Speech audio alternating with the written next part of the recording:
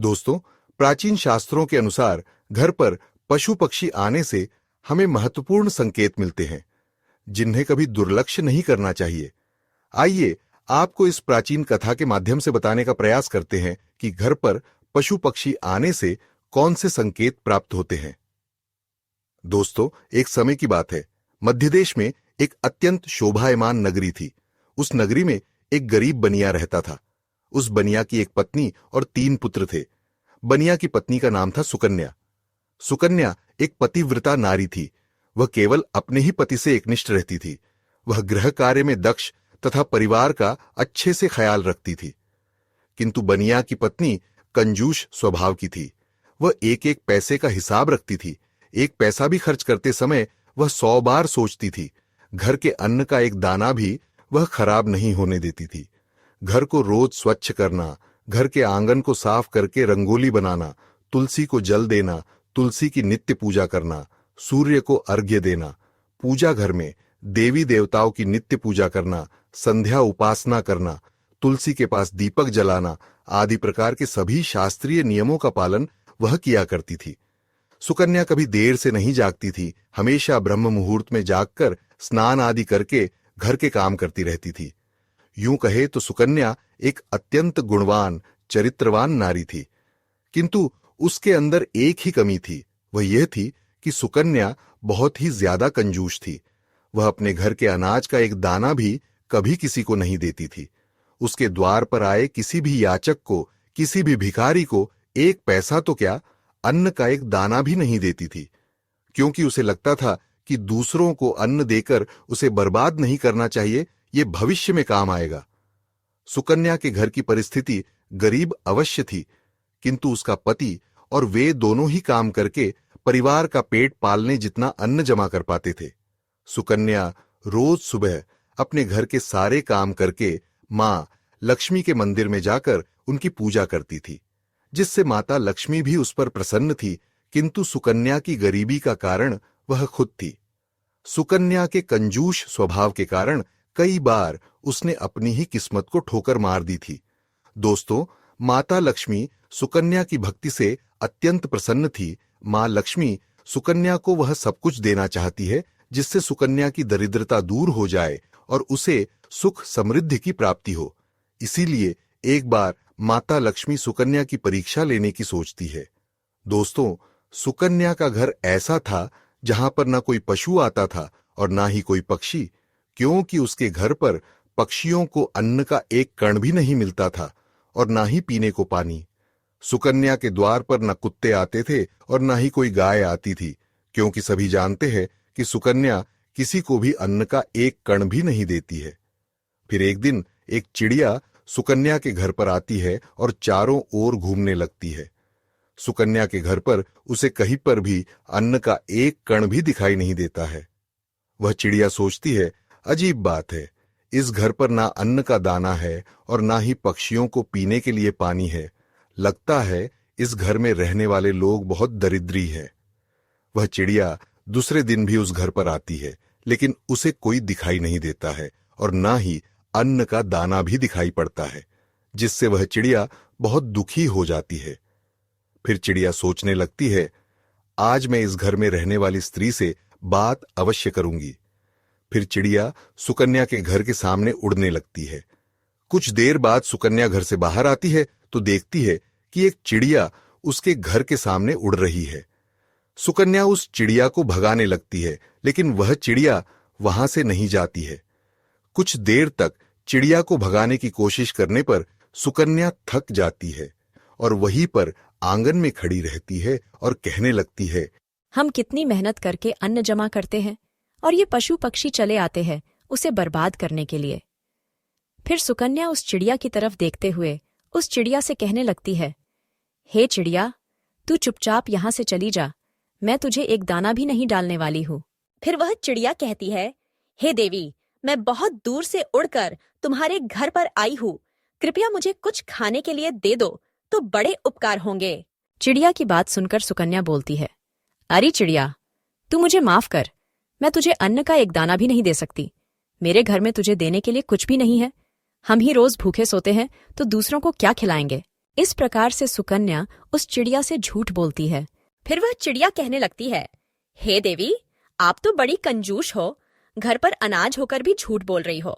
जाओ, अब से मैं तुम्हारे घर पर कभी नहीं आऊंगी। ऐसा कहकर वह चिड़िया वहां से चली जाती है। फिर दूसरे दिन उस सुकन्या के घर पर एक मोर आता है और अन्न की तलाश में इधर उधर घूमने लगता है, लेकिन उसे अन्न का एक दाना भी नहीं मिलता। उस मोर को देखकर सुकन्या उसे भगाने लगती है ताकि वह उसके पेड़ पौधों को ना खाए। फिर वह मोर बोलने लगता है, हे देवी, ये आप क्या कर रही हो? मुझे क्यों मार रही हो? सुकन्या उस मोर से कहती है, हे मोर, तू जल्दी भाग यहाँ से। तू भी आ गया मुफ्त का खाने के लिए।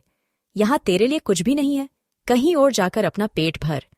हमारे घर में अन्न का एक दाना भी नहीं है। इस प्रकार से सुकन्या मोर को भी झूठ बोलती है। फिर वह मोर कहता है, हे देवी, आप झूठ बोल रही हो। आपके घर में अनाज होकर भी आप थोड़ा सा अनाज मुझ भूखे प्राणी को नहीं दे रही हो। इससे आपको पाप लगेगा। सुकन्या कहती है, वाह रे मोर, तू तो बड़ा चालाक है। मुझे कैसे पाप लगेगा? मेरी मेहनत का अन्न मैं दूसरों को मुफ्त में क्यों बांटूं? मेरे बच्चे तो भूखे ही मर जाएंगे अगर मैं दूसरों को अनाज बांटती फिरूं तो। इसीलिए तू निकल यहाँ से। फिर मोर कहता है, हे देवी, तुम इतनी निर्दयी और निष्ठुर हो। अब से मैं तुम्हारे घर पर कभी नहीं आऊंगा। उसके बाद वह मोर एक पंख सुकन्या के घर के सामने गिराता है और उस स्थान से दुखी होकर चला जाता है। सुकन्या उस मोर के पंख को उठाकर बाहर फेंक देती है। फिर एक दिन दोपहर का समय था। सूर्य की किरणें आंगन में चमक रही थीं। सुकन्या अपने घर के आंगन में थी जब उसने देखा कि एक गाय, जिसकी आंखें करुणा से भरी हुई थीं, धीरे धीरे उसके द्वार पर आकर खड़ी हो गई। वह थकी हुई लग रही थी, जैसे कई दिनों से भूखी हो। गाय ने धीमी आवाज में रंभाना शुरू किया, मानो कह रही हो, हे देवी, मुझे कुछ खाने के लिए दे दो। मैं बहुत भूखी हूँ, कई दिनों से भटक रही हूँ। सुकन्या ने गाय को देखा और तुरंत अपनी आंखें मटकाईं। उसने खुद से कहा, ये गाय यहाँ क्यों आ गई है? अब इसे भगाने के लिए मुझे कुछ और करना पड़ेगा। तभी गाय ने विनम्रता से रंभाते हुए कहा, हे देवी, मुझ पर क्रोध मत करो। मैं केवल भोजन की तलाश में यहाँ आई हूँ। कृपया मुझे एक रोटी दे दो। कई दिनों से मैंने कुछ नहीं खाया। सुकन्या ने तिरस्कार भरी नजर से गाय को देखा और कहा, अरे गाय, तू यहाँ क्यों आई है? हमारे घर में तो खुद खाने को मुश्किल से मिलता है। तुझे रोटी कहाँ से दूं? कहीं और जा और अपना पेट भर। गाय ने सिर झुकाकर कहा, हे देवी, मैं तुम्हारे द्वार पर अपने भाग्य के भरोसे आई हूँ। ऐसा कहा जाता है कि जो मनुष्य गाय को भोजन कराता है, उसकी सभी मनोकामनाएं पूर्ण होती हैं। तुम केवल एक रोटी दे दो, मैं तुम्हें आशीर्वाद दूंगी। तुम्हारे घर में धन धान्य की कभी कमी नहीं होगी। सुकन्या ने हंसते हुए कहा, आशीर्वाद की बातें मुझे मत बता। मेरे घर में पहले से ही कम अन्न है। अगर मैं तुझे दे दूंगी तो मेरे बच्चे भूखे मर जाएंगे। जा, कहीं और जाकर भोजन ढूंढ। गाय ने अपनी आंसू भरी आंखों से सुकन्या को देखा और कहा, हे देवी, मैं कोई साधारण पशु नहीं हूँ। मुझे गोमाता कहा जाता है। मेरे शरीर में सभी देवताओं का वास होता है।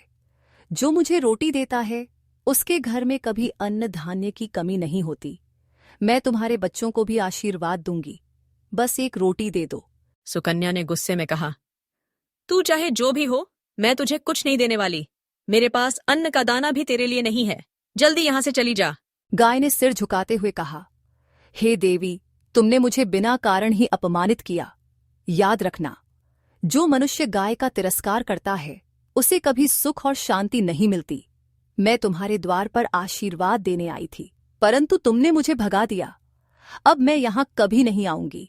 गाय ने आखिरी बार अपने आंसू भरे नेत्रों से सुकन्या को देखा और धीरे धीरे वहां से चली गई।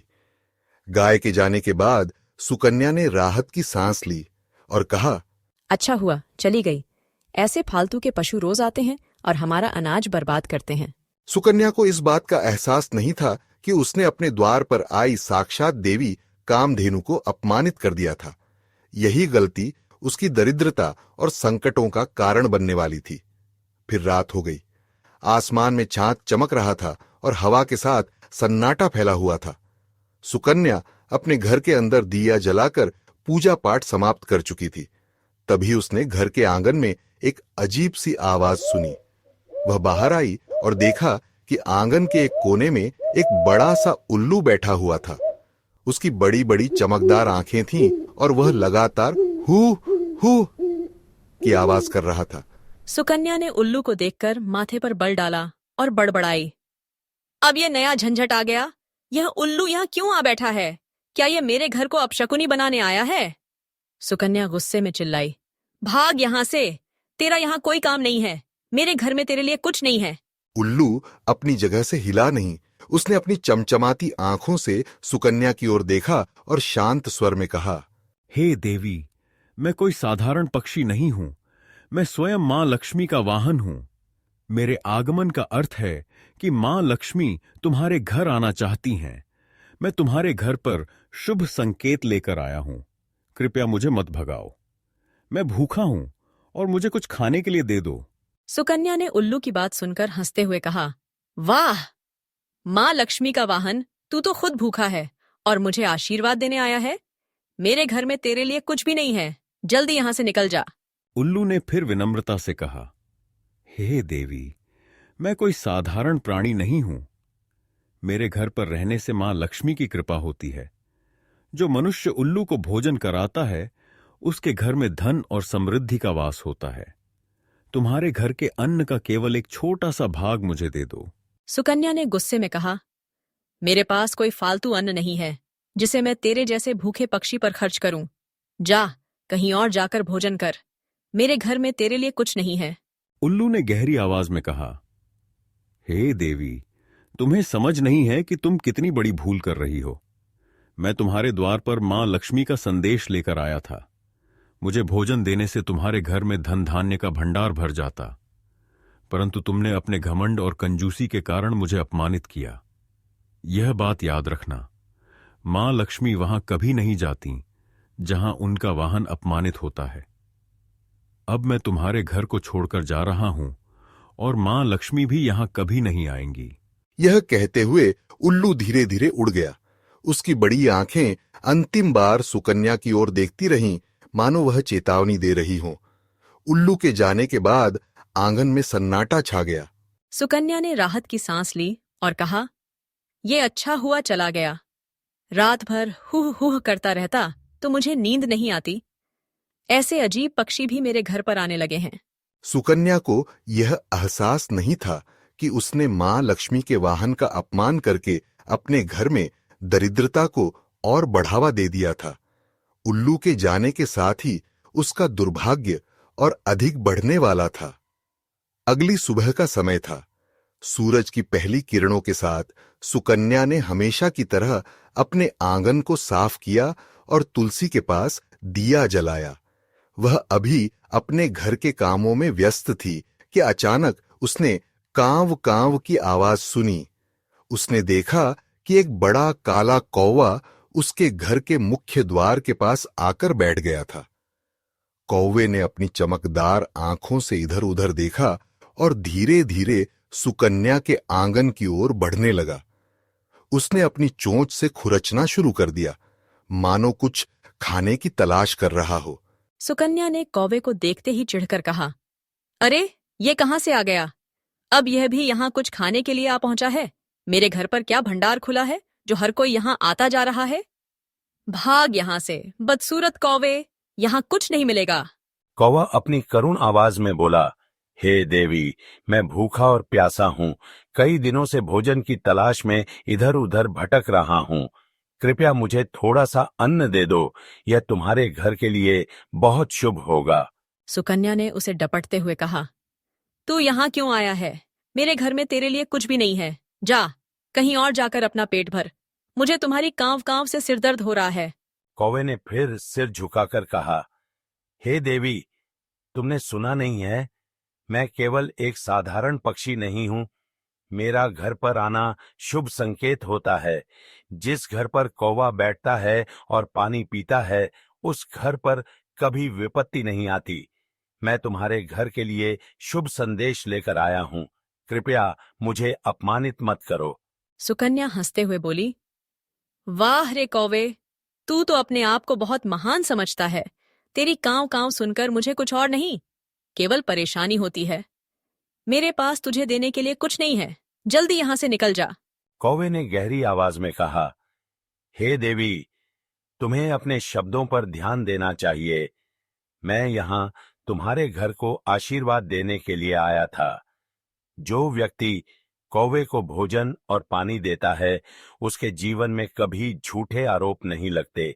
लेकिन तुमने मुझे अपमानित किया।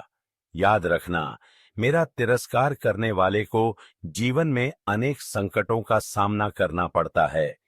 मैं अब यहां से जा रहा हूं, परंतु यह समझ लो, तुम्हारा दुर्भाग्य तुम्हारी ही कंजूसी और कठोरता के कारण बढ़ेगा। इतना कहकर कौवा धीरे धीरे उड़कर सुकन्या के घर से दूर चला गया। उसकी कांव कांव की आवाज धीरे धीरे सुकन्या के कानों से ओझल हो गई। कौवे के जाने के बाद सुकन्या ने राहत की सांस ली और खुद से कहा, ये पक्षी भी बहुत चालाक होते हैं। मुझे किसी को कुछ देना नहीं है, फिर चाहे वह कौवा हो या कोई और। सुकन्या को यह समझ नहीं आया कि उसने साक्षात शुभ संकेत देने वाले कौवे को अपमानित करके अपने घर पर आने वाले सौभाग्य को ठुकरा दिया। यह उसकी कंजूसी और स्वार्थी स्वभाव का एक और उदाहरण था, जो आगे चलकर उसके जीवन में अनेक विपत्तियों का कारण बनने वाला था। फिर दोपहर का समय था। सूरज अपनी तपिश से चारों ओर की जमीन को गर्म कर रहा था। सुकन्या अपने आंगन में थी। तभी उसने देखा कि एक दुबला पतला भूखा कुत्ता धीरे धीरे उसके आंगन की ओर बढ़ रहा है। कुत्ते के शरीर पर धूल और मिट्टी जमी हुई थी। उसकी आंखें करुणा से भरी थीं और उसकी सांसें तेज चल रही थीं, मानो वह कई दिनों से भूखा हो। उसने आंगन में घुसते ही अपनी पूंछ हिलानी शुरू कर दी, जैसे वह निवेदन कर रहा हो कि उसे कुछ खाने को दिया जाए। सुकन्या ने कुत्ते को देखा और झुंझलाते हुए बोली, ये क्या मुसीबत है? अब ये आवारा कुत्ता कहां से आ गया? सारे भूखे प्यासे प्राणी मेरे ही घर क्यों आ रहे हैं? भाग यहां से, मेरे घर में तेरे लिए कुछ नहीं है। कहीं और जाकर अपनी भूख मिटा। कुत्ते ने एक कदम पीछे हटते हुए अपनी करुण आवाज में भौंकते हुए कहा, हे देवी, मैं केवल एक भूखा प्राणी हूं। कई दिनों से भटक रहा हूं और मुझे कहीं भी खाना नहीं मिला। मैं तुम्हारे घर पर अपनी आशा लेकर आया हूं। कृपया मुझे केवल एक रोटी का टुकड़ा दे दो। सुकन्या ने गुस्से में कहा, अरे कुत्ते, तेरे जैसे आवारा जानवरों के लिए मेरे पास कुछ नहीं है। मेरे घर में वैसे ही खाने की कमी है, मैं तुझे क्यों खिलाऊं? तू जल्दी यहां से चला जा। कुत्ते ने अपने कान झुका लिए और विनम्रता से कहा, हे देवी, मुझे मत भगाओ। क्या तुम नहीं जानती कि जो मनुष्य भूखे कुत्ते को रोटी खिलाता है, वह अपने पापों से मुक्त हो जाता है? कुत्ता केवल एक प्राणी नहीं है, यह धर्म का प्रतीक है। जो मुझे भोजन देता है, उसके जीवन में हमेशा सुरक्षा और सुख शांति बनी रहती है। सुकन्या ने हंसते हुए कहा, वाह, तेरे जैसे कुत्ते से मुझे धर्म का उपदेश सुनने को मिल रहा है। मेरी मेहनत की रोटी मैं तुझ पर क्यों खर्च करूं? मेरे पास पहले से ही कम है। मैं तुझे कुछ नहीं देने वाली, जल्दी यहां से भाग जा। कुत्ते ने गहरी आवाज में कहा, हे देवी, तुम अपने स्वभाव के कारण अपने दुर्भाग्य को बुला रही हो। याद रखना, जो मनुष्य कुत्ते को भोजन और प्रेम देता है, वह यमराज के कोप से बचता है। लेकिन तुमने मुझे अपमानित करके अपने भविष्य के कष्टों को निमंत्रण दिया है। मैं यहां से जा रहा हूं, लेकिन यह समझ लो कि तुमने अपने दरवाजे पर आए सौभाग्य को खुद ठुकरा दिया है। यह कहकर कुत्ता धीरे धीरे सिर झुकाकर वहां से चला गया।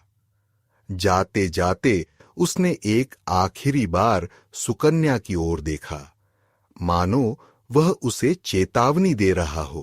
कुत्ते के जाने के बाद सुकन्या ने राहत की सांस ली और बड़बड़ाई, ये कुत्ता तो बहुत चालाक निकला, उपदेश देने में इंसानों से भी आगे है। अच्छा हुआ चला गया, अब चैन से अपना काम कर सकती हूँ। सुकन्या को यह समझ नहीं आया कि उसने धर्म का प्रतीक माने जाने वाले कुत्ते को अपमानित करके अपने जीवन में आने वाली समस्याओं को न्योता दे दिया था। यह घटना उसके दुर्भाग्य को और बढ़ाने वाली थी। फिर एक दिन सूरज की पहली किरणें सुकन्या के घर के आंगन को रोशन कर रही थीं। सुकन्या अपने आंगन की सफाई कर रही थी, तभी उसने देखा कि एक सफेद कबूतर, जिसकी चोंच गुलाबी और पंख मुलायम थे, उड़ता हुआ उसके आंगन में आकर बैठ गया। कबूतर शांत और सौम्य दिख रहा था। वह धीरे धीरे इधर उधर चलने लगा, जैसे कुछ खाने की तलाश कर रहा हो। उसकी आंखों में शांति और प्रेम था। वह कभी जमीन को देखता तो कभी सुकन्या की ओर, मानो उसे कुछ निवेदन करना चाहता हो। सुकन्या ने कबूतर को देखा और चिढ़ते हुए बोली, अब ये नया मेहमान आ गया। मेरे घर पर भूखों की बारात क्यों लग रही है? ये कबूतर भी खाने के लिए आया है। वह गुस्से में उसे भगाने लगी। भाग यहां से, मेरे घर में तेरे लिए कुछ नहीं है। कबूतर ने अपनी मीठी आवाज में कहा, हे देवी, मैं भूखा और प्यासा हूं। मैं यहां तुम्हारे घर के प्रेम और शांति के प्रतीक के रूप में आया हूं। कृपया मुझे थोड़ा सा अन्न और पानी दे दो। तुम्हारे घर का सौभाग्य बढ़ जाएगा। सुकन्या ने उसकी बात सुनकर हंसते हुए कहा, वाह रे कबूतर, तू तो बहुत बड़े उपदेशक बन गया है। मेरे पास तुझे देने के लिए समय और खाना दोनों नहीं है। यहां से जल्दी निकल जा, कहीं और जाकर अपना पेट भर। कबूतर ने अपनी आवाज में करुणा भरकर कहा, हे देवी, क्या तुम नहीं जानती कि मैं प्रेम और सुख का प्रतीक हूं? जहां मैं रहता हूं, वहां पति पत्नी के संबंध हमेशा मधुर बने रहते हैं। जो व्यक्ति मुझे भोजन और पानी देता है, उसके घर में कभी कलह नहीं होती। कृपया मुझे मत भगाओ। सुकन्या ने गुस्से में कहा, तेरे प्रेम और सुख के प्रतीक होने से मुझे कोई फर्क नहीं पड़ता। मैं अपनी मेहनत का अन्न तुझ जैसे पक्षी पर क्यों बर्बाद करूं? यहां से भाग जा, नहीं तो मैं तुझे झाड़ू से मारूंगी। कबूतर ने निराश होकर कहा, हे देवी, तुम्हारा स्वभाव बहुत कठोर है। तुमने अपने ही सौभाग्य को ठुकरा दिया है। याद रखना, मैं यहां तुम्हारे घर में प्रेम और समृद्धि का संदेश लेकर आया था। अब मैं यहां से जा रहा हूं। मेरे जाने के बाद तुम्हें अपने परिवार में कलह और कष्टों का सामना करना पड़ेगा। यह कहते हुए कबूतर अपने पंख फैलाकर उड़ गया और दूर आसमान में विलीन हो गया। सुकन्या को यह समझ नहीं आया कि उसने प्रेम और सौभाग्य का प्रतीक माने जाने वाले कबूतर को अपमानित करके अपने जीवन में कष्टों और कलह को न्योता दिया है। उसका कठोर स्वभाव और कंजूसी उसके दुर्भाग्य का कारण बन रही थी। इस प्रकार से कुत्ता, उल्लू, कौवा आदि पशु पक्षी उसके घर पर आते हैं और सुकन्या एक भी पशु पक्षी को अन्न नहीं देती है और सभी को भगा देती है। वे सभी पशु पक्षी निराश और उदास होकर भूखे प्यासे ही लौट जाते हैं और फिर दोबारा सुकन्या के द्वार पर नहीं आएंगे, ऐसा कहकर चले जाते हैं। फिर एक दिन गहरी रात का समय था। चारों ओर सन्नाटा पसरा हुआ था। चांद की हल्की रोशनी सुकन्या के घर की छत पर पड़ रही थी। सुकन्या थकी हुई थी और पूजा पाठ के बाद अपने परिवार के साथ सोने चली गई थी। तभी एक काला डरावना चमगादड़ उड़ता हुआ आया और सुकन्या के घर की छत के एक कोने में उल्टा लटक गया। उसकी चमकदार लाल आंखें अंधेरे में भयानक दिख रही थीं और बड़े बड़े पंख थोड़ी थोड़ी देर में फड़फड़ा रहे थे। वह एक अजीब खौफनाक सन्नाटा अपने साथ लेकर आया था। सुबह जब सुकन्या छत पर गई तो उसने चमगादड़ को लटका हुआ देखा। वह चिढ़कर बोली, अब ये कौन सा जीव आ गया है? ये तो कहीं का अशुभ संकेत लगता है। खैर, इसे मैं बाद में देख लूंगी, अभी तो मुझे काम करना है। सुकन्या ने इसे कोई खास महत्व नहीं दिया और अपने रोजमर्रा के काम में व्यस्त हो गई। उसने इस बात पर ध्यान ही नहीं दिया कि यह अशुभ जीव उसके घर पर संकट का संकेत लेकर आया है। अगले दिन सुबह सुकन्या अपने आंगन में झाड़ू लगा रही थी। तभी अचानक कुछ सिपाही राजा के आदेश से वहां पहुंचे। उनके चेहरे पर गंभीरता और सख्ती थी। सिपाहियों का आगमन देखकर सुकन्या चौंक गई। उसने घबराकर पूछा, हे सिपाहियों, आप लोग यहाँ क्यों आए हैं? क्या कोई समस्या है? सिपाही ने कठोर स्वर में कहा, तुम्हारे पति पर चोरी का आरोप है। राजा ने हमें उन्हें गिरफ्तार करने का आदेश दिया है। सुकन्या के पैरों तले जमीन खिसक गई। वह घबराते हुए बोली, मेरे पति निर्दोष हैं। उन्होंने कुछ भी गलत नहीं किया। आप लोग कोई गलती कर रहे हैं। कृपया उनसे ऐसा व्यवहार न करें। लेकिन सिपाही उसकी बात अनसुनी करते हुए उसके पति को पकड़कर ले जाने लगे। सुकन्या दरवाजे पर खड़ी रोते हुए कहने लगी, हे भगवान, यह क्या हो गया? मेरे पति ने किसी का क्या बिगाड़ा था? वह निर्दोष हैं। कृपया उन्हें छोड़ दीजिए। लेकिन सिपाही उसकी एक न सुने और उसके पति को पकड़कर घोड़े पर बैठाकर राजा के महल की ओर रवाना हो गए। अपने पति को इस तरह जाते देख सुकन्या हताश होकर मां लक्ष्मी के मंदिर की ओर भागी। मंदिर में प्रवेश करके वह मां लक्ष्मी की मूर्ति के सामने जाकर खड़ी हो गई और रोते हुए मां लक्ष्मी से कहने लगी, हे मां लक्ष्मी, मैंने ऐसा कौन सा पाप किया है जो मुझे यह दिन देखना पड़ा। मेरे पति पर चोरी का झूठा इल्जाम लगाया गया है, वे निर्दोष हैं। हे मां, मेरी रक्षा करो, मुझे इस संकट से बाहर निकालो। तब मां लक्ष्मी को उस पर दया आती है और फिर उस स्थान पर एक दिव्य प्रकाश फैल जाता है और साक्षात मां लक्ष्मी उस स्थान पर प्रकट हो जाती है और सुकन्या की ओर देखकर कहने लगती है, हे पुत्री, शोक मत करो, ये सब कुछ तुम्हारे ही कर्मों का फल है। मैंने तुम्हारी दरिद्रता दूर करने के लिए तुम्हारे घर पर पशु पक्षियों को भेजा था, किंतु तुमने उन्हें अपमानित करके घर से निकाल दिया। अन्न का एक दाना भी उन्हें नहीं डाला। इसी कारण से वे सभी पशु पक्षी निराश और दुखी होकर लौट गए। हे पुत्री, सबसे पहले तुम्हारे घर पर चिड़िया आई थी। चिड़िया का घर पर आना सुख समृद्धि का सूचक होता है। जिस घर में चिड़िया अपना घोंसला बना लेती है, उस घर में हमेशा आनंद और खुशहाली रहती है। घर का वातावरण सुखद रहता है। घर में यदि कहीं भी चिड़िया बीत कर देती है तो यह भी बहुत अच्छा संकेत होता है। चिड़िया बहुत ही सीधी साधी और डरपोक पक्षी होती है। वह जल्दी किसी के करीब नहीं जाती है। लेकिन यदि चिड़िया घर में बिना किसी डर के आने जाने लगे तो उस घर में धन संपत्ति का आगमन होता है। इसीलिए घर पर चिड़िया आए तो उसे दाना डालना चाहिए, उसे पानी पिलाना चाहिए। मैंने ही तुम्हारी दरिद्रता को दूर करने के लिए उस चिड़िया को तुम्हारे घर पर भेजा था, किंतु तुमने ऐसा नहीं किया। तुम्हारे घर पर आई लक्ष्मी को तुमने खुद ठोकर मारकर भगा दिया। फिर तुम्हारे घर पर मोर आया था, जिसे भी मैंने ही भेजा था। मोर एक अत्यंत पवित्र पक्षी है। यह देवी सरस्वती का वाहन है। मोर का घर पर आना शुभ संकेत होता है। इसके घर पर आने से मनुष्य को बुद्धि और ज्ञान की प्राप्ति होती है। उस घर में निवास करने वाले मनुष्यों का विकास होता है। किंतु तुम्हारे घर पर आए उस मोर को तुमने भोजन नहीं दिया और उसे भी अपने घर से भगा दिया। उस मोर ने तुम्हारे घर के सामने पंख भी गिराया था। मोर का पंख घर में रखने से भी घर की उन्नति होती है, किंतु तुमने उस पंख को भी उठाकर फेंक दिया। हे पुत्री, मैंने तुम्हारे भले के लिए ही मोर को भेजा था, किंतु तुमने उसे भी अपमानित कर दिया। मां लक्ष्मी कहती है, हे पुत्री, फिर मैंने तुम्हारे घर पर साक्षात कामधेनु गाय को भेजा था, जो तुम्हारी सभी मनोकामनाओं को पूर्ण करने के लिए ही आई थी, किंतु तूने उसे भी अपमानित करके बिना रोटी खिलाए ही घर से भगा दिया। तुमने अपने घर पर आई हुई साक्षात देवी कामधेनु को ही निकाल दिया। उसके बाद मैंने तुम्हारे घर पर कौवा भी भेजा था।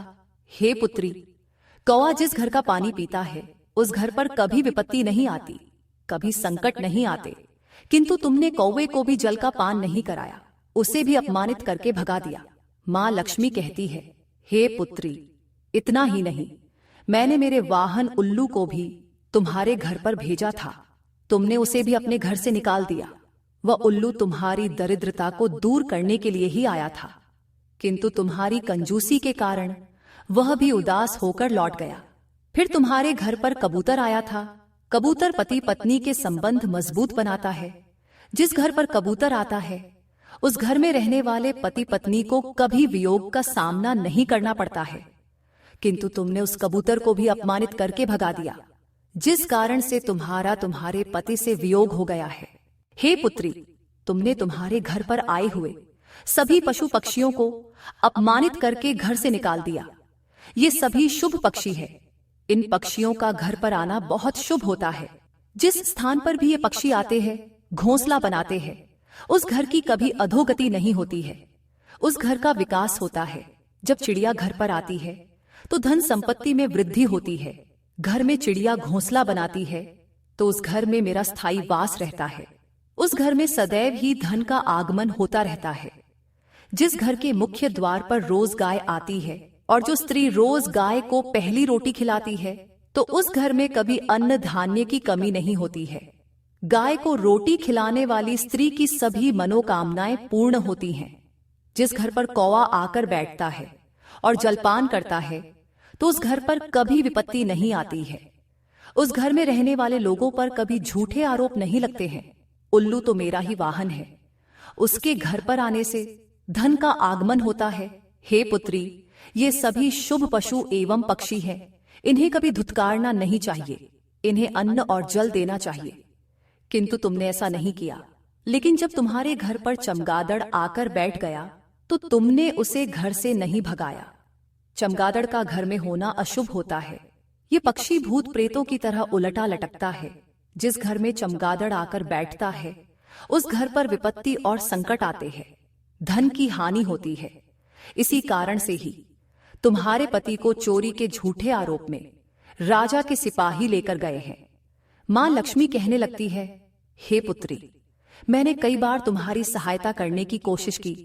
मैंने कई बार तुम्हारे घर में प्रवेश करने का प्रयत्न किया, किंतु तुमने हर बार मुझे घर से निकाल दिया। इसी कारण से तुम्हारे ऊपर विपत्ति आई है। माँ लक्ष्मी की बात सुनकर सुकन्या को अपनी भूल समझ में आती है और वह माँ लक्ष्मी से क्षमा मांगने लगती है और कहती है, हे माँ लक्ष्मी, मुझसे बड़ी भूल हुई। अब से मैं द्वार पर आए कभी किसी प्राणी का अपमान नहीं करूंगी। फिर माँ लक्ष्मी सुकन्या को आशीर्वाद देती है और उस स्थान से अंतर ध्यान हो जाती है। माँ लक्ष्मी से आशीर्वाद प्राप्त करके सुकन्या लौटकर अपने घर पर चली आती है। घर पर आते ही सुकन्या सबसे पहले उस चमगादड़ को घर से निकाल देती है और अपने घर के आंगन में पशु पक्षियों के लिए जल और दाना रख देती है। फिर अगले ही दिन उसके द्वार पर वह चिड़िया आती है। सुकन्या बड़े ही प्रेम से उस चिड़िया का स्वागत करती है, उसे अन्न खिलाती है। फिर गौ माता आती है तो सुकन्या एक रोटी निकालकर गौ माता को खिला देती है। फिर मोर आता है तो सुकन्या उसे भी अन्न खिलाती है। इस प्रकार से अनेक पशु पक्षी सुकन्या के द्वार पर आते हैं और भोजन से संतुष्ट होकर लौट जाते हैं। फिर अगले ही दिन सुकन्या का पति घोड़े पर बैठकर घर पर आता है। उसके हाथ में एक बड़ी सी गठड़ी होती है। सुकन्या अपने पति को देखकर बहुत प्रसन्न होती है और पैर छूकर उनका आशीर्वाद लेती है और पूछने लगती है, हे प्राणनाथ, इस गठड़ी में क्या है? तो उसका पति बोलता है, राजा ने गलती से मुझे चोर समझकर पकड़ लिया था, किंतु जब राजा को पता चला कि मैंने चोरी नहीं की तो उन्हें बहुत पछतावा हुआ और उन्होंने मुझसे क्षमा मांगकर बहुत सारा धन और यह घोड़ा देकर मुझे विदा किया। इस चमत्कार को देखकर सुकन्या बहुत प्रसन्न हो जाती है और मां लक्ष्मी का अनेक बार धन्यवाद करने लगती है। तो दोस्तों, इस प्रकार से हमारे घर पर आने वाले पशु पक्षियों से हमें शुभ और अशुभ संकेत मिलते हैं, जिसे हमें कभी दुर्लक्ष्य नहीं करना चाहिए। नित्य अपने घर के आंगन में पशु पक्षियों के लिए दाना और पानी जरूर रखें। मां लक्ष्मी की कृपा आपको निश्चित ही प्राप्त होगी। तो दोस्तों, उम्मीद है आपको यह कथा पसंद आई होगी। कथा कैसी लगी कमेंट करके जरूर बताएं। जानकारी अच्छी लगी तो वीडियो को लाइक जरूर करें और कमेंट में जय मां लक्ष्मी जरूर लिख देना। साथ ही चैनल को सब्सक्राइब करें ताकि ऐसी ही आध्यात्मिक जानकारी आपको देखने को मिल सके। मिलते हैं अगले वीडियो में। आप सभी का धन्यवाद।